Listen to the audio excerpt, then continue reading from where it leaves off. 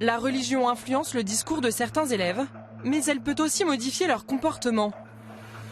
Contestation, absentéisme, voire prosélytisme. C'est ce que nous a confirmé ce principal d'un collège.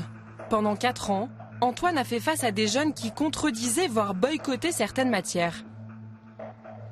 Il faut résister au quotidien, à tous les niveaux, à des petites attaques, des petites mises en cause, des petites demandes d'explications, mais on sent bien que derrière, si on n'est pas clair et si on n'est pas cohérent rapidement, des personnes vont s'engouffrer dans la petite faille et nous mettre en difficulté. Des chapitres comme la Shoah en histoire, la sexualité en SVT ou la création de l'univers en sciences sont particulièrement contestés. Marie, elle, enseigne l'histoire-géographie à des lycéens. Lorsqu'elle a abordé le thème des discriminations, cette professeure a dû gérer une situation extrêmement violente. J'ai un élève qui se lève et crie dans la classe, de toute façon, tous les gays, il faudrait les rassembler au Stade de France et les faire brûler.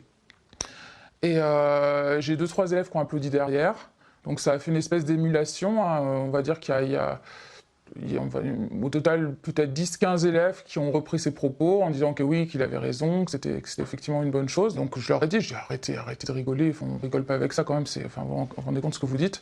Et là, j'ai ce même élève qui s'est relevé et qui a dit, mais madame, vous vous rendez compte, l'homosexualité est interdit dans le Coran. Le lendemain, en fait, je me suis retrouvé avec des versets du Coran écrits sur une feuille de classeur dans mon casier. Marie se tourne vers sa direction. Mais selon elle, son proviseur ne veut pas faire de vagues. La hiérarchie met tous les problèmes sous le tapis, on étouffe, on ne parle pas des problèmes, et pire, je l'ai vécu plusieurs fois, pire, on vous fait passer pour un peu la personne pénible d'évoquer ce genre de problème en fait.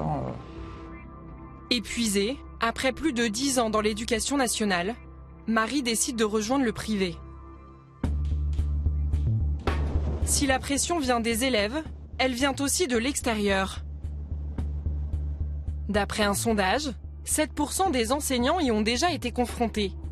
En réseau d'éducation prioritaire, c'est 19%.